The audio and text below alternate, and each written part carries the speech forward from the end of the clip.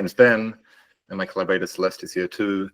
We're also presenting today on behalf of our collaborator Glenys Collard, who sadly couldn't make it today, but it's been a great pleasure working with Glenys on this project.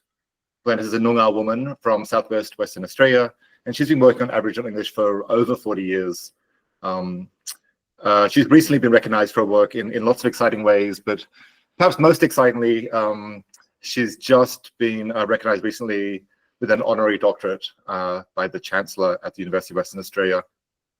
I'd also like to acknowledge the amazing research assistants who have had collecting data on the project. These include Hope Naria, Katrina Cox, Lily Hayward, and Daniel Colborn. So today we're going to be talking about work on Aboriginal English Voices, improving speech technologies for Indigenous users. And this is a collaboration between the University of Western Australia and Google. The project started, I think, in 2023 and is still currently underway. So this is a photo of Derbu Yarragon, also known as the Swan River on Noongar country. And we would like to acknowledge that the research that we're talking about today is being done on Noongar country, as well as on Gadigal country, and to pay our respects to both countries' elders, past and present. And we would like to extend those respects to any First Nations people who are here on the call today. So I mentioned that Glenys sadly can't be with us today, but we would like to play this video to start off with. My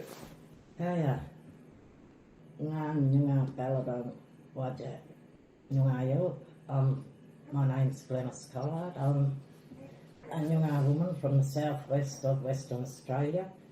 I work at UWA with Celeste Rodriguez-Aluro, and from the Google project, Ben Hutchins, who will be there with you today. So I was born an Aboriginal English speaker. My whole family spoke Aboriginal English. Aboriginal English is a marker of who we are. It's what we talk amongst family and friends, and then we'll get the best person to speak to the monarchs, the police, welfare, whatever. We'll always ask for someone else to come in with us, mostly, maybe because we get real shame. But I learnt about Aboriginal English, and I know that it is a dialect of English, and there's over 80% of our students in Western Australia who come to school speaking Aboriginal English and leave school speaking only Aboriginal English because they don't know the difference. Teachers don't know the difference. We know we're different, and it's okay because we are Aboriginal people, Noongar people. But I have worked around the southwest, right across, not just the southwest, but I've worked across WA for nearly 40 years doing this job. So yeah, Aboriginal people will revert to Aboriginal English amongst each other. They might have a few different words, but the tone, context and intonation are all the same. Oh, is that Peach there? Come here, Peach. Come here, honey. Hey, what you been doing, huh? No, not much. Right, show me Nanny. Bring your little Nanny here. Honey, you had a feed, honey? Yeah. You had a feed? Yeah. You had your dinner? You had your Minnie? Hey? Oh, you don't want to wake up. Lovely and warm now, sleep. Well, you had that dinner, eh? Yeah, little York, eh? Lovely. Press it off, why not? So there you heard Glenys talking about the importance of Aboriginal English to her and to her community. And then Glenys showed you some Aboriginal English by showing you how she talks with her family. So a bit about myself. I work in the society-centered AI team in Google Research, and we focus on understanding societal needs around AI by learning from diverse communities and partners. We try to build collective efforts which bring in stakeholders into the design and development of AI systems. And we measure success using indicators that have been developed with those stakeholders. And so on this project, we've been partnering with the Language Lab at the University of Western Australia, which is led by Celeste Rodriguez-Aluro. The Language Lab studies human language and its connection to history, to community, and to culture. And the lab emphasizes the social dimensions of language. And so for me, being interested in the social dimensions of technology, being able to partner with experts on the social dimensions of language has been a dream come true. So together, we've been looking at the social dimensions of language technologies. So here's the agenda for today. First, we're going to give you some background on Aboriginal English and also some background on voice technologies. Then we're going to tell you about some in-depth interviews with speakers of Aboriginal English about their experiences using voice technologies. And all these interviews were led by Indigenous interviewers. And then we'll tell you about the Aboriginal English Voices project, which aims to improve voice technologies for speakers of Aboriginal English. So we would love to hear all your questions today, but if you can, please save them till the end. And I'll pass over to Celeste.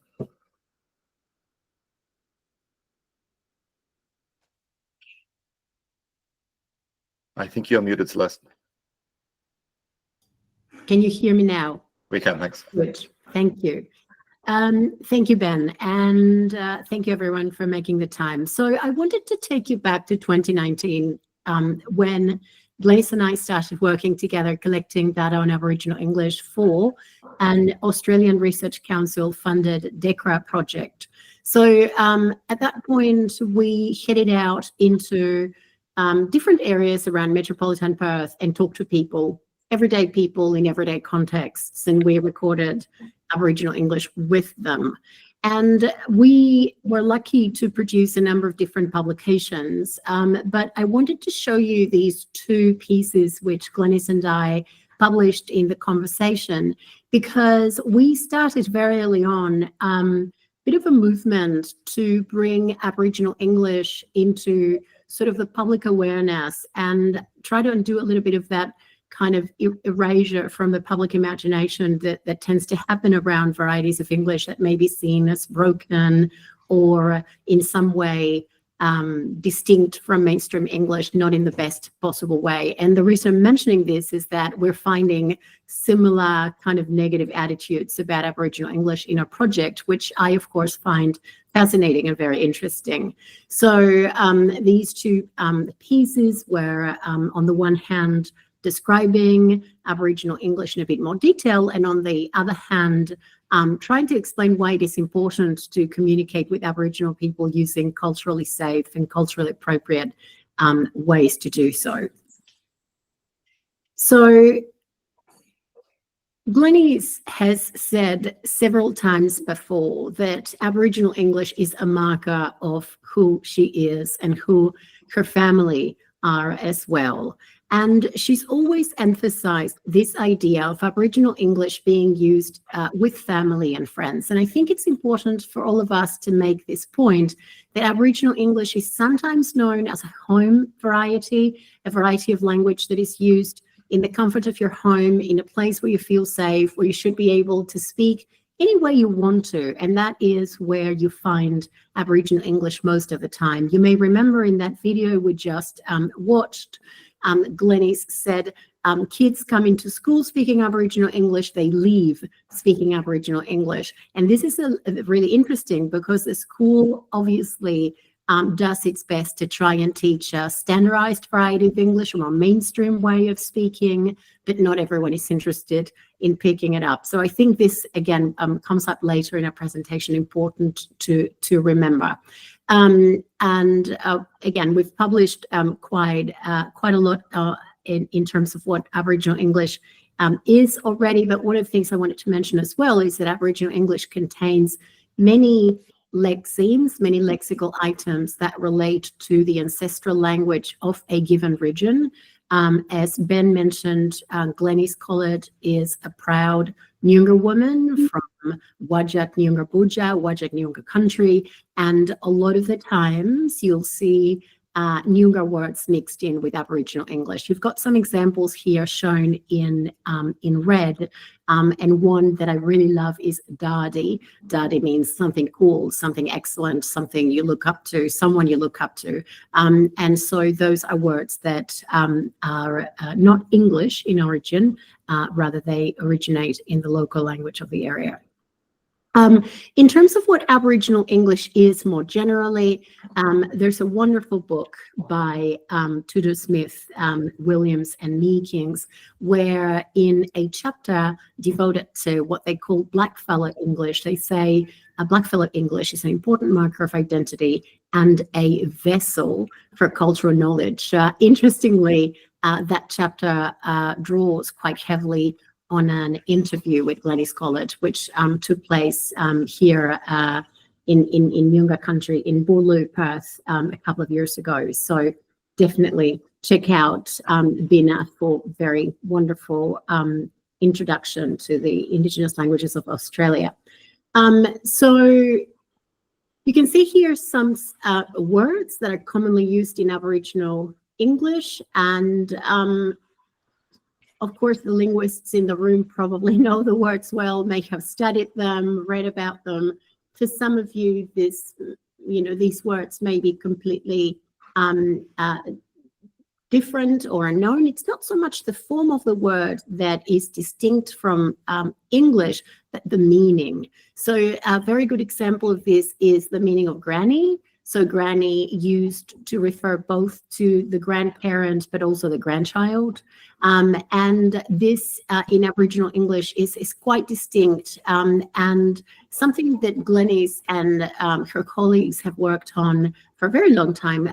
Ben said 40 years, so 4 decades of work, where they've really explored the cultural differences between Aboriginal English and mainstream English. Not something we've done unnecessarily or do in this project, but important to know that there is a wealth of literature that people can consult if you're interested to learn a bit more about it. For us, it's important to understand these semantic differences because they are relevant to the design of the technologies as well.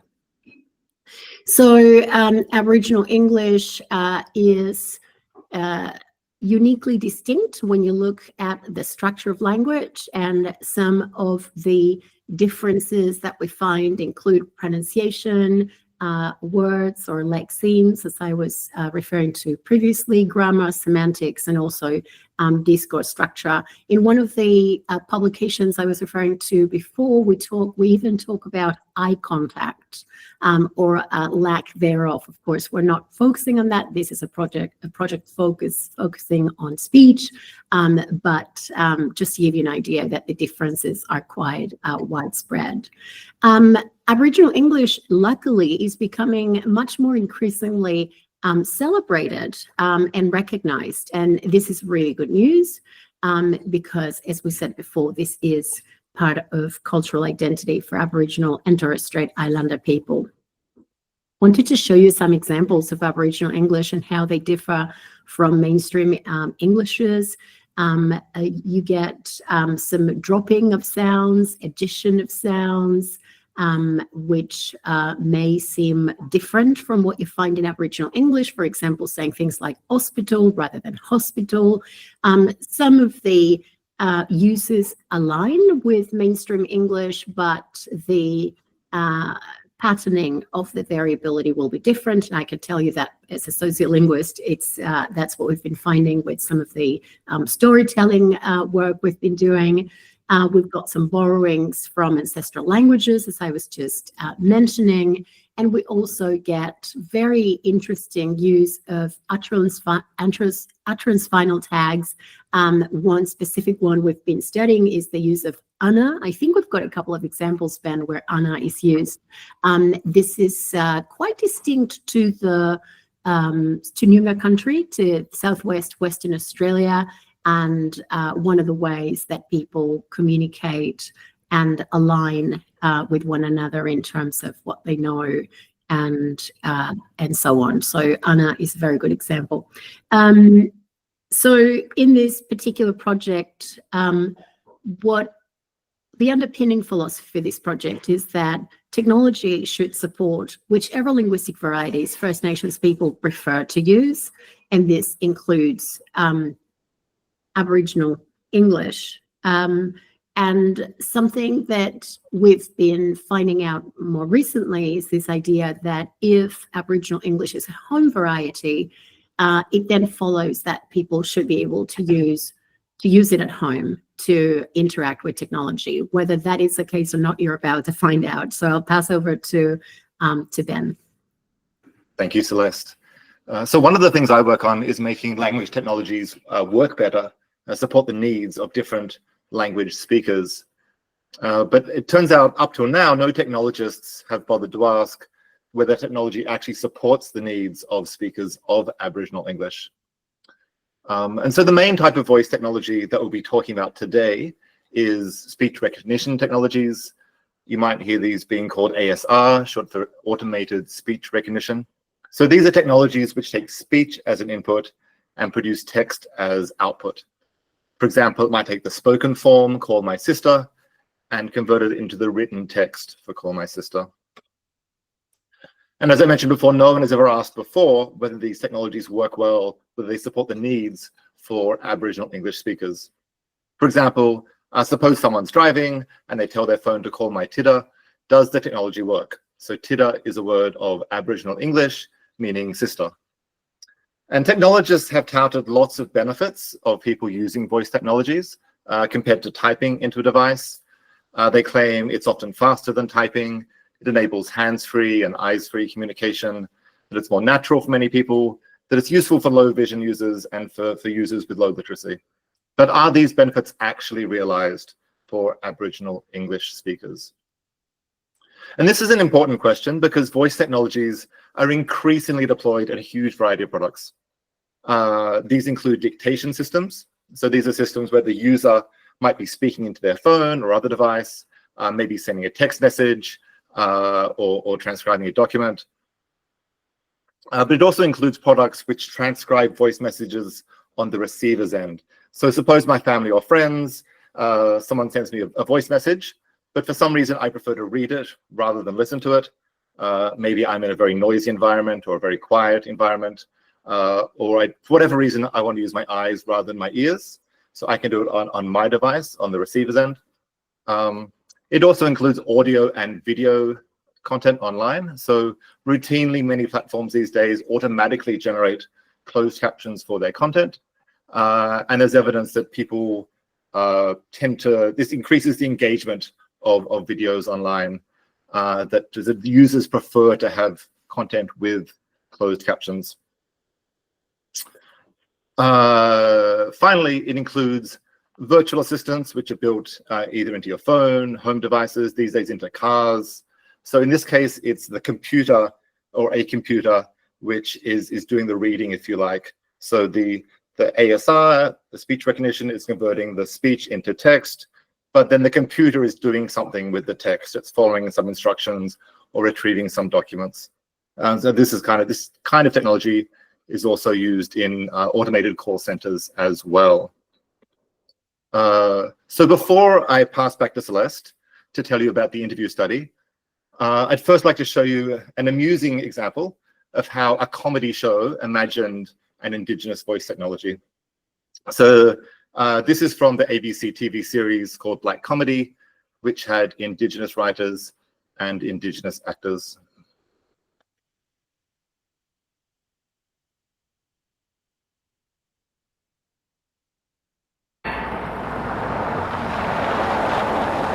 Voice interaction mode.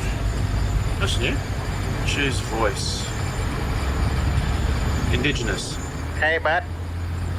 27 McDonald Road.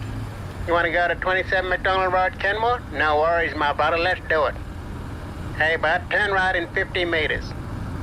Turn right now. Bud, you missed the street. What's wrong with you? You been sniffing petrol again, or you just charged up? Turn around and go back, and for fuck's sake, stay off the Yandy. Next time, listen up. I haven't got all day to be driving your black ass around. All right, get ready to turn into Cooper Street. Father, you missed the street again. True God, I don't know why I'm fucking talking here. Go back and turn around. Look at you driving around in your black wannabe gangster Ford Terrier. Think your shit don't stink? Follow the fucking directions. Go on, you show me the finger, I'll direct you straight into a wall.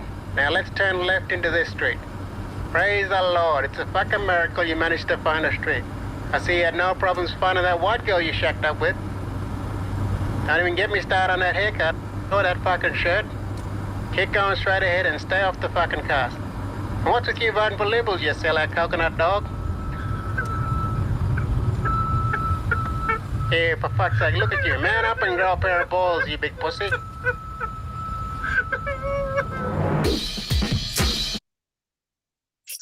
So the question we set out to answer is, how well do voice technologies work for Aboriginal English speakers? And today we'll be telling you about a series of interviews on this topic. These interviews were conducted by 5 First Nations researchers and research assistants. Over to you, Celeste. Thank you, Ben. So we made it a priority to hire First Nations research assistants. This is in addition to Glenys Collett, who is a principal investigator. You can see some photos here on the screen. And the reason we did that was to provide meaningful employment opportunities and capacity building, and also to make sure that the data collection maximally aligns with cultural safety protocols. These include deleting any reference to personal information like names of people or places, and the exclusion of anything which may refer to traditional law, stories of dispossession or trauma, and any other material the Indigenous RAs, in collaboration with Glenys Collett and the Indigenous Advisory Committee for the project, deem inappropriate to share with Google. In the first phase of the study, we asked the question of how well voice technologies work for Aboriginal English speakers. The study included 39 participants with over 25 different Indigenous ancestries represented. Most of the participants are Nyungar, with other groups including Bardi and Yamachi also represented. Participant age ranged from 16 to 92 and included 23 women and 15 men. For the most part, the recordings took place in people's homes, as you can see here. The median age was 33, and one interviewee did not provide their gender.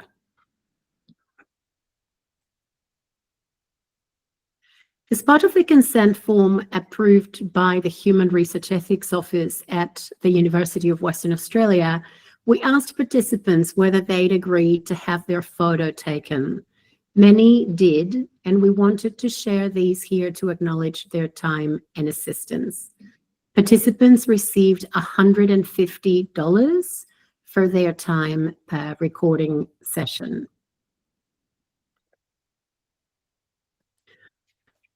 All participants were given the opportunity to record a video about their use of voice-operated technology. The younger participants, unsurprisingly, were more likely to want to do this. And we wanted to share with you a video of a young woman sharing her experiences of using Aboriginal English with the technology. And of course, all materials are shared with permission.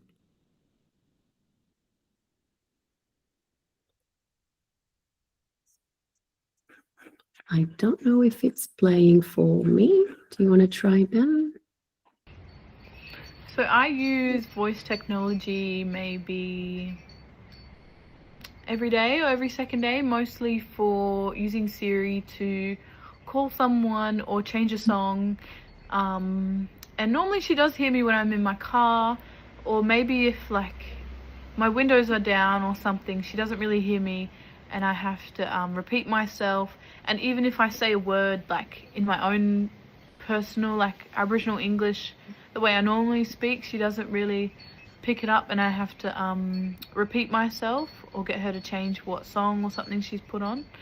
And I think it's even more difficult for my mum and my aunties, like the older generation, because their accent is more stronger than mine. So yeah. So what else did people tell us about their use of technology? One, and again, you can see here several different instances of the same type of comment, just to give you a sense for how widespread these kinds of attitudes that we're going to be referring to were.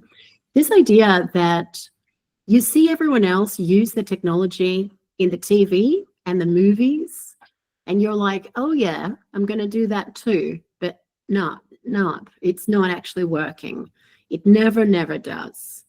It tries to represent, it's not trying to represent or name your voice. It stuffs it up every single time. And so quite frustrating for people. And frustration is actually named. It's explicitly named by people. It's the biggest thing here. I get full frustrated at it, swearing dirty and all. Anna, there you go. It frustrates me. You're going to lose the plot. I get a little bit angry, again, twice, a little bit angry, frustrated that I'm not able to use it. Probably a bit upset. And then it gets even more interesting because people begin to talk about their education. People begin to kind of move away from, this is frustrating, this is making me angry, into, well, maybe it's me. Maybe it's the fact that I didn't get an education or a proper education. Maybe I've got broken English and my English is not proper enough. And so I'm not able to pronounce my, ages properly. Maybe I'm not a typical person. You see where it begins to get really, really difficult. I'm not a typical person who has been educated. Maybe I don't know how to present myself. Maybe I need to present myself in a different way. Maybe I'm a slow learner. Am I slow? So, and then of course, maybe I'm not smart enough. So education, that's why I wanted to mention, Ben and I wanted to mention education to begin with, because it's really underpinning a lot of these attitudes that the English is not good enough. And by extension, maybe they are not good enough. People get really angry. They want to hang up. They want to drop the phone. They want to smash the phone. And then maybe they give up. They just don't use it. They give up on using their voice to try and communicate with the technology because it's not working.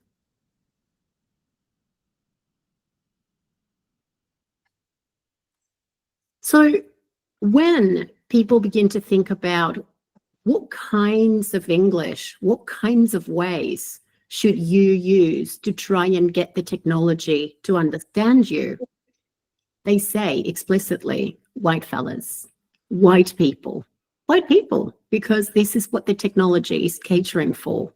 Someone who is probably white Australian, someone who's very educated with English, I'm guessing the Americans, educated white people, Caucasian people. So this is how people, the people we talk to are understanding this idea of, okay, what should you sound like to interact with the technology? And then they say it explicitly. I try to talk it white way instead of black fellow way, and then they'll understand.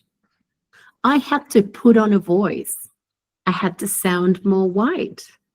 I had to put on my best educated white person voice. We have to use our little gammon voices. Had to talk proper English, act white. See how it begins to expand from sounding white to acting white. It's almost as though they can no longer be who they really are when interacting with the technology. This is one I find really quite funny. I had to put on my customer service voice.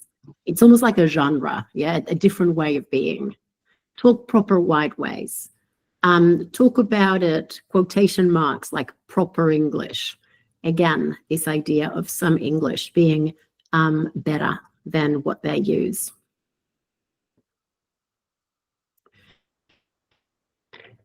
There is also an awareness that Aboriginal English does not sound exactly the same across Australia, which is wonderful because that's exactly the way language operates. There will always be variability. And it's something that people focus on as well and have mentioned. So things like not all Aboriginal people speak or sound the same. And for this reason, it's difficult to perhaps represent the way we speak. So over to you, Ben. Thanks, Celeste. So I found all this interview data really fascinating, in some cases quite sad. But what can we do about it? So we actually asked in the interviews, we asked people to imagine they had a magic wand that they could let them ask technology companies for anything they wanted. And so this slide shows a collection of their responses. And a common theme here is people frequently mentioning they are wanting the technology to understand their voice. We hear them saying, make sure the technology understands me. It needs to get updated and reflect Aboriginal people's voices. Take the time to accommodate different speech patterns, a better understanding of our accent, and so on. I think my favorite quote here is in the top left. One man said, be more compassionate with the words that are day-to-day with Aboriginal people. And some interviewees imagined a future in which technologies were working better for them. They said things like, I want to be driving that car and I want to be saying, hey, ring so-and-so, and it rings the right person. Another person said, if it works, yeah, I feel cool. Driving along, yeah, it's working, I'm having a good day. So how can we get people having more of these positive experiences and less of those negative ones that Celeste was telling us about earlier? I'll mention one more quote from the interviews. One woman told us she, meaning the technology, she should have to adapt to the way we talk, not us adapt to the way she understands. And so the slogan, change the tech, not the speaker, really captures what is necessary for this project, given the story of Aboriginal English in Australia. So as Celeste has mentioned before, thinking about education and the assumption being in school that, you know, Aboriginal English has to be drilled out of students. They have to adapt to kind of mainstream English. In this project, instead, we embrace the uniqueness of Aboriginal English, and we want to encourage the technology to be designed with diversity principles in mind, and for the technology to serve the speaker, not the other way around. I just want to mention a little bit about how these models work. So these models are developed by training machine learning models based on data sets, based on collections of voice recordings, and they only work on voices that are similar to voices that are in the recordings. For example, if a model is trained on English and someone is speaking Japanese, then the model, it won't understand them. So one way to make voice technology work for more people, therefore, is to include a more diverse set of voice recordings when training the machine learning model. So in this project, we have set out to build a collection of voice recordings that includes speakers of Aboriginal English. Back to you, Celeste. Thank you, Ben. So when designing these kinds of speech technology projects that are any number of risks, I mean, so many, and we were really concerned about collecting data in a way that would be unsafe, both because this can be an uncomfortable experience for Indigenous people, especially if settings are unfamiliar, and because we need to make sure that certain topics are avoided. And I quickly mentioned them before, but things like secret traditional knowledge and personal narratives of trauma. And because Glenys and I had worked together, we knew really well that this was likely to come up. So very aware of this type of risk. We were also obviously avoiding this idea of communities not being included in the process of data collection, and also how the data would be collected and why. We needed to think about Indigenous data governance as well and set it up in a way that would ensure safety around that as well.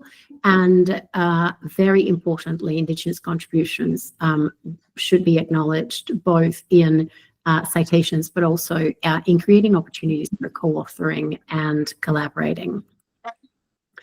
So what we did is that Glenys College and I partnered with Ben at Google for this project. And when Ben reached out in April 2023, Glenys and I had already been working together. So we had a flow in place and a model that had worked really well for a project which was quite distinct from this one. So we needed to kind of rethink how to do some of the data collection to make it work for this project.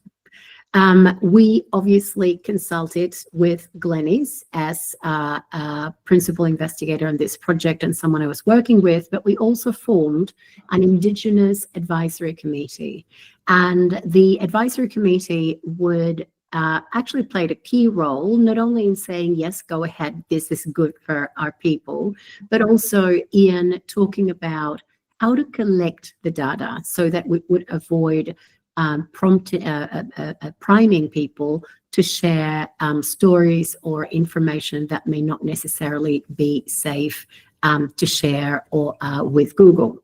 So what we ended up doing is designing a way to collect data that would be based on culturally safe prompts. Many of the linguists in the audience would be familiar with using prompts for data collection when we need to collect linguistic material that may not necessarily occur in naturalistic interaction.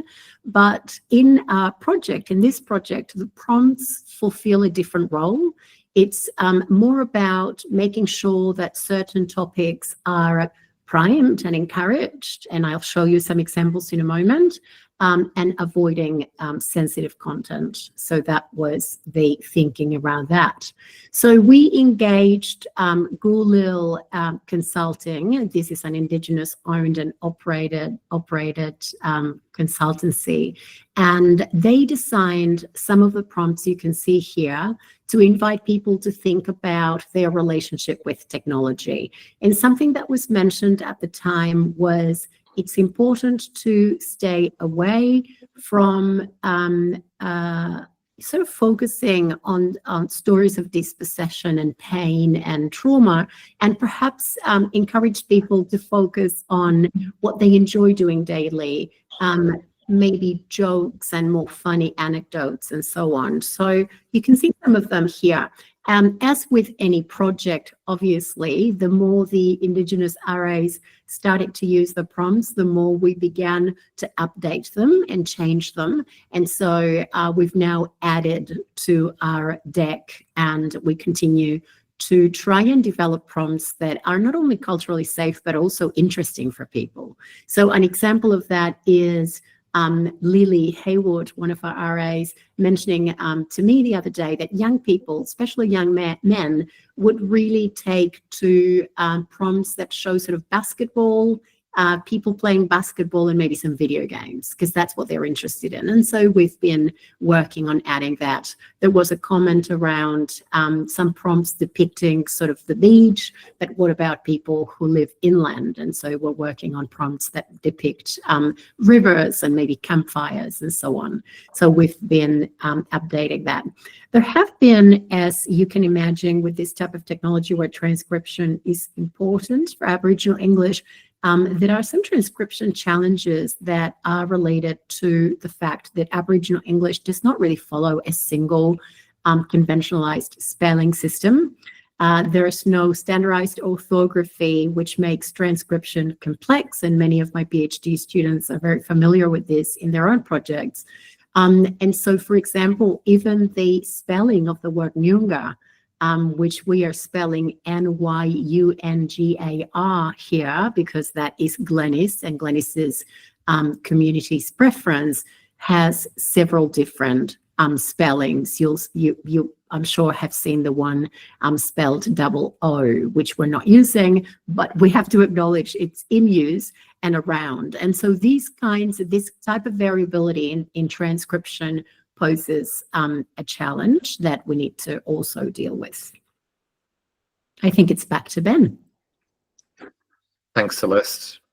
So together we've written a paper that summarizes our approach to this project, and we submitted it to a highly competitive conference known as the Association of Computing Machinery's Conference on Fairness, Accountability and Transparency, and it was accepted. And so in June, we presented to an international audience in Athens in Greece.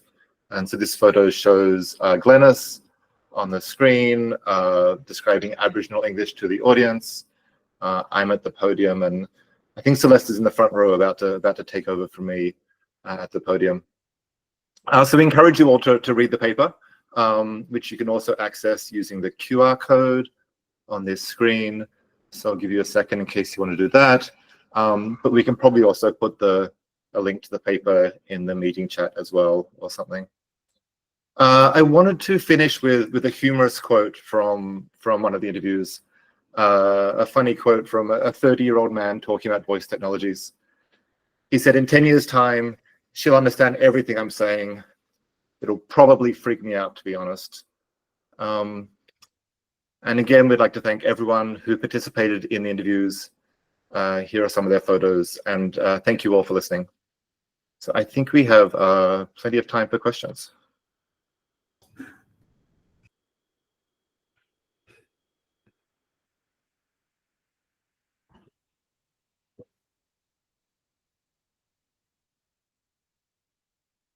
Should we stop sharing now? Nate, what's your preference? Oh, whatever works. Yeah. So there's a couple of hands up I can see. Come on to whose hands went up then? Brenda, can I ask you a question? Yes. Hi, Galins and Ben. Thanks, Ben, for inviting me to join this talk. It's very informative. I'm Guanjing Brenda from Murdoch University. So during the talk, I think, Galins, you mentioned that you are planning to collect the new data and to have this home environment and have prepared the prompts to collect the data about the Aboriginal English. And I was wondering that will you also consider to use some public resources, like from these Indigenous TV or these some TV programs that have Aboriginal English? Does that resource help? Or any risks regarding that?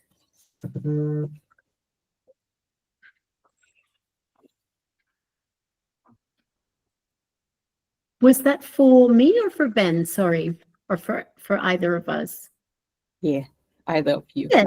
Thank you, Brenda. Thank you very much. So that's a valid comment and a question. And as a linguist, I think as linguists, we're very used to that kind of thing, where you just kind of augment what you've got with other sources. In this particular study, I guess my recollection of what we were designing is that we're very much committed to working with people and collecting a corpus based on what were our interactions with community. There is a section of this project that focuses on YouTube videos as well, and we've put together a collection of YouTube videos, but that's for closed captioning. I'm sure that Ben can talk about that a bit more. But what we're doing for the for the next phase is collecting data with the people that we are recruiting mostly through RAs. I think it's important to emphasize as well that the whole point of having Indigenous RAs as well is for them to have those relationships with people where they can sit down and ensure that people will be, you know, using the most kind of naturalistic speech possible given the prompting and the constraints as well, which you don't really have a lot of, I guess, agency on when you're using publicly available data, especially if it's been scripted. Monica Betnarek, I'm not sure whether you're familiar with her work, but she does really fascinating work. She's at the University of Sydney, Professor Monica Betnarek, and she's a linguist, and her field of expertise is basically scripted language. And she's done some really interesting work on Aboriginal English, finding that, yes, it aligns with naturalistic usage, but not as much as you would think. So I think we'll really benefit from the technology being based on the way that people actually converse, rather than maybe more scripted materials. That's all I have to say. I'm sure that Ben will have something to add. Thank you, Brenda. It's a great question. You covered everything I was gonna mention, Glenys. Celeste, sorry. Sorry, I know that I'm showing Glenn is. That's confusing, but I am actually Celeste. That's just a bit I know who you are. hiccup. Sorry. Thank you, Brenda. Thanks.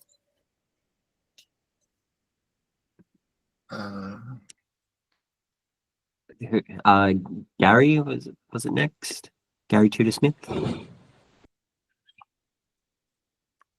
Yeah, thanks. G'day. I got kind of two questions, but I'm wondering about with the voice to text in particular, the way words are spelled, like you gave the example of Yungar and Nunga, where there's maybe some kind of phonetic information that can help the technology to decide how to spell it, but things like gammon, where it might be spelled with an I or an O, it's going to be pronounced exactly the same way. How are you going to deal with that? And second question is if anyone has perceived any sort of offence to the use of technology, like technology using Aboriginal English, because as we know, it's socially governed, and yeah, there's this kind of perception if outsiders are using it.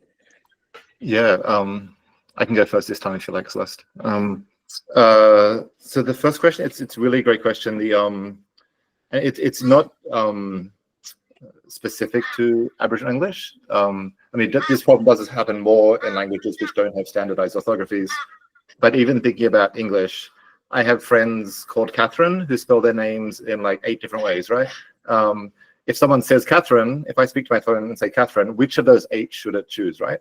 And will it pick the same one which I've got saved in my address book and actually ring the right person? So it's kind of there's a certain amount of ambiguity, and you know, and part of this I think is not a kind of a modeling problem so much as a user interface problem. Like, how can we have user interfaces which support users to help the system pick the version that they want it to use? I showed those 4 examples of different use cases earlier. One is where like a person is using their own device and speaking to it. Maybe I'm sending a text message to my friend Catherine, who lives on Noongar country. There I can choose, maybe I say it into the phone, and I can also correct any errors in the text before I send it. So then I can make sure that it has the version of Catherine and the version of Noongar that I want to use. But the other cases are all different. Like if I'm receiving messages from someone, if it's a close family member or friend, I might know the Catherine they're talking about, or I might know how they prefer to spell Noongar. So I might even understand if the system makes an error that, oh, the system said this, but because I know who's sending it, they probably meant something else. Like I have a bit of context there. It gets much harder with the kind of the platform cases and the kind of voice assistant cases, because there you don't really have a human in the loop who knows the context and knows all the details of the people and the context involved. And so there you need like other approaches to deal with just the inherent ambiguity in language, I think. It's a really important question and problem. It comes up a lot in the evaluation of speech to text systems, because often people measure success or accuracy of these systems by literally just seeing if the words match like at a character level. And so if there's a different spelling, and it's done in a binary way, either the word is right or the word is wrong. And if it's a different spelling of Catherine, it will say, hey, you got it completely wrong. Whereas you know, it's kind of actually maybe an acceptable or understandable kind of response. The question about offense, this was interesting. So the interviews mainly focused on voice to text, but we also talked a little bit about text to voice. So we asked people, when the computer is talking back to you, what kind of voice do you want the computer to have, and how would you feel if the computer was speaking with the kind of Aboriginal English sounding voice? And that produced such a huge variety of responses. Some people loved the idea, some people hated it, some people said it'd be weird. Most people were just surprised and shocked at even entertaining the thought. So, and that was where I really expected people to talk about like appropriation and stuff, was when the system starts to copy or mimic features from their community. But in terms of the voice to text, which is what this project is focused on, that has not come up as far as I know in any of the interviews. Is there anything you want to add to that, Celeste? Nice to see you, Gary. Thank you for your question. Good to see you. Thank you.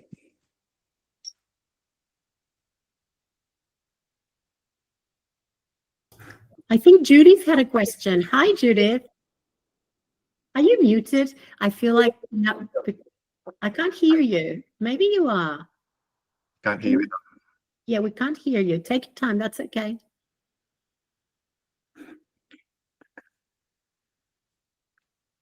Maybe you can Or type you it can in. type it in. Yeah, maybe type it in. Feel free to. Now? Oh, there you are. That's Yeah, true. we Okay. hear you. I hate that. Hello, thank you. Good to see you too, Ben. Yeah, I have a question. You mentioned Indigenous data sovereignty, which is such an important area, and you talked about important aspects of the way that you collect data in terms of not collecting sensitive information or traumatic experiences. I was just wondering if you could say a little bit about what that looks like from a technical perspective in terms of if people are interacting using these devices as well.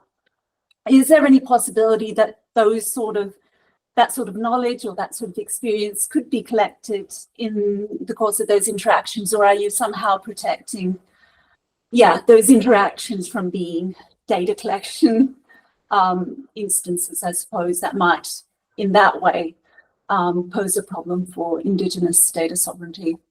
Does that make sense as a question? So are you, yeah, thank you, Judith. Are you asking whether what we're doing if people do share with us information that... Not with you, but these ASR models are being developed. Presumably they will become accessible for people at some point to be using with their devices, and in some contexts, whether it's for quality assurance or other reasons, my understanding is that some data can be used from those interactions and therefore might be shared. Yeah. And that those interactions could potentially include some sensitive conversations or sensitive knowledge. So I just wondered what guardrails can or are you putting around that possibility? Got it. So I understand now it's more about the deployed systems and less about the development process. Maybe in the future. That makes sense. So it's a good question, as I'm sure you know, and most people on the call will know, there are many definitions of Indigenous data, what counts as Indigenous data, and what